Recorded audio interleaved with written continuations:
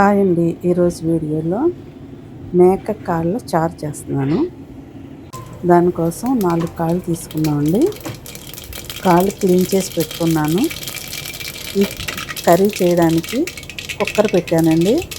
కుక్కర్లో అయితే పాయ బాగా ఉడికితే బాగుంటుంది. ఆయిల్ పోసి కాగిన తర్వాత ఆవాలు వేసాను. ఆవాలు పేలిన తర్వాత ఉల్లిపాయ పెద్ద సైజుకు కట్ చేశాను ఒకటి. ఇవి మగ్గుతూ ఉంటాయండి. నేను కాళ్ళని ముందు వాటర్ బాగా మరిగించి అందులో వేసి ఒక 5 మినిట్స్ ఉంచిన తర్వాత చాకుతో పైనంతా గీరేస్తానండి. అప్పుడు ఆ కాళ్ళకున్న మసి ఉంటుంది కదా, కాలుస్తారు కదా, ఆ మసి ఉన్న డస్ట్ అంతా పోయి బాగుంటుంది. మనకు ఆ మసి వాసన లేకుండా నీసు వాసనలు అనేది లేకుండా చాలా బాగుంటాయి కాళ్ళు ఆ విధంగా కడుక్కుంటే. నేను పాయ క్లీనింగ్ షార్ట్ వీడియో ఉందండి నా ఛానల్లో, చూడని వాళ్ళు ఒకసారి చూడండి.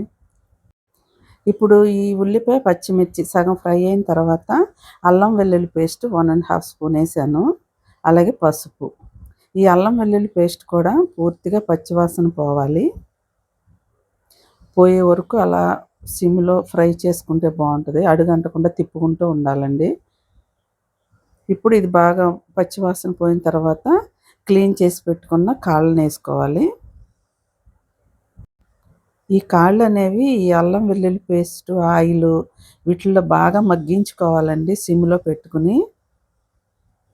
అప్పుడే మనకి నీసు వాసన అనేది లేకుండా ఉంటుంది.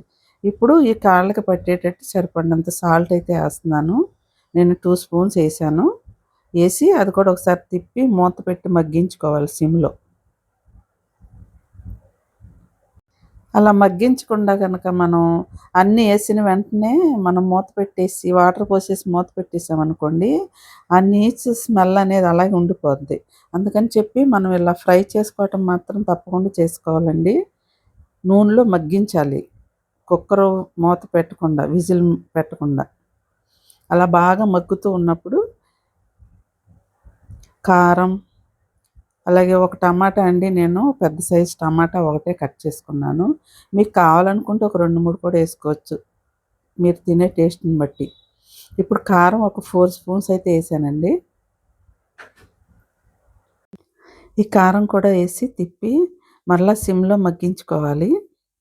ఒక 2 నిమిషాలన్నా అలా మూత పెట్టి మగ్గించుకుంటే ఆ ఉప్పు కారం అనేది ఈ ముక్కలకు బాగా పడుతుందండి. ఈ కారం కూడా కొంచెం మగ్గిన తర్వాత అప్పుడు చేసి పెట్టుకున్న పేస్ట్ అండి. పేస్ట్ మాత్రం కంపల్సరీ వేసుకోండి, పాయాలో చాలా బాగుంటుంది. ఎండు కొబ్బరి, గసగసాలు, ధనియాలు, జీలకర్ర, సోంపు, చెక్క, లవంగ, యాలకులు, అలాగే కొంచెం మిరియాలు, మెంతులు ఒక 1/2 టీ స్పూన్ అంత, ఇవన్నీ కలిపి పేస్ట్ చేసుకున్నాను. ఆ పేస్ట్ అండి. పేస్ట్ వేసుకోండి, చాలా బాగుంటుంది పాయ అయితే. టేస్టీగా ఉంటుంది. మనకు సూప్ కూడా థిక్గా వచ్చి బాగుంటుంది అనమాట. ఇప్పుడు ఈ పేస్ట్ కూడా వేసిన తర్వాత ఇది కూడా పచ్చి వాసన పోయే వరకు కొంచెంసేపు మగ్గించుకోవాలి. ఈ పేస్ట్ కూడా ఆయిల్లో బాగా మగ్గాలండి. ఈ మగ్గుతూ ఉన్నప్పుడు నేను కట్ చేసి పెట్టుకున్న టమాటా పెద్ద సైజుది ఒకటి, ఇది వేసి తిప్పి అడుగు అంటకుండా ఉండటానికని ఈ జార్లో ఉన్న నేను పేస్ట్ వేసాను కదా, అందులో కొంచెం వాటర్ పోసి కలిపి ఇందులో వేసాను. పోసి మరలా కొంచెం సేపు ఉడికించాను. అలా ఉడికించడం వల్ల బాగుంటుందండి, టేస్ట్ వస్తుంది, నీచు వాసన అనేది లేకుండా బాగుంటుంది. ఇప్పుడు ఆ కొంచెం వాటర్ పోసి మరలా కలిపి పెట్టి కొంచెం సేపు ఉడికించాను, ఒక 2 మినిట్స్.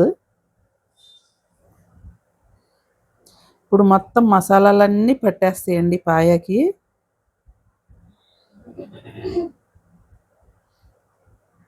కొంచెం ఒక 2 మినిట్స్ ఉడికిన తర్వాత ఇప్పుడు మనకి కర్రీకి సరిపడినంత వాటర్ పోసుకోవాలి. వాటరు మేమైతే కొంచెం ఎక్కువగానే పోసుకుంటామండి. మాకు సూప్ ఎక్కువగా కావాలి. అందుకని చెప్పి నేను ఒక 1½ లీటర్ లేదా 2 లీటర్స్ వరకు పోస్తాను, ముక్కలన్నీ మునిగే వరకు. మీకు అంత సూప్ అవసరం లేదు అనుకున్న వాళ్ళు తగ్గించుకోండి. దాన్ని బట్టే మనం కారం, ఉప్పు అనేది కూడా వేసుకోవాలండి. ఇప్పుడు ఈ వాటర్ కూడా పోసి ఇప్పుడు నేను కుక్కర్ మూత పెట్టి మీడియం ఫ్లేమ్లో ఒక 5 విజిల్స్ వచ్చే వరకు ఉంచుతానండి. అదైతే మాకు సరిపోద్ది. నాకు మరీ సిమ్‌లో పెడితే నా స్టవ్ చిన్నదే. అందుకని చెప్పి నేను మీడియం ఫ్లేమ్ పెడతాను. పెట్టి ఒక 5 విజిల్స్ వచ్చిన తర్వాత బాగా మెత్తగా ఉడికిపోయిందండి. ఇప్పుడు ఇందులోకి మనం సాల్ట్ చెక్ చేసుకొని మళ్ళా ఏసుకోవాలి. సూపుకి సరిపోదు కదా! ఫస్ట్ వేసింది ముక్కల కోసం ఏసాను. ఇప్పుడు సూప్‌కి సరిపడా మళ్ళా ఒక స్పూనేసి కలిపి కరివేపాకు, అలాగే కొత్తిమీర, పుదీనా ఇవన్నీ ఏసుకుంటాను లాస్ట్‌లో. ఏసి మళ్ళా ఒక 2, 3 నిమిషాలు ఉడికించుకోవాలి. పుదీనా కూడా ఏసుకోండి బావుంటది చాలా. ఇప్పుడు ఇవన్నీ ఏసి మళ్ళా మూత పెట్టి అంటే విజిలేం కాదు. ఊరినే కొంచెం సేపు మరిగిస్తే ఇప్పుడు ఈ ఆకుల ఫ్లేవర్ అంతా ఆ సూప్‌కి పట్టి బావుంటదండి. మటన్ పాయ చాలా టేస్టీగా ఉంటది. అలాగే హెల్తీగా కూడా ఉంటదండి.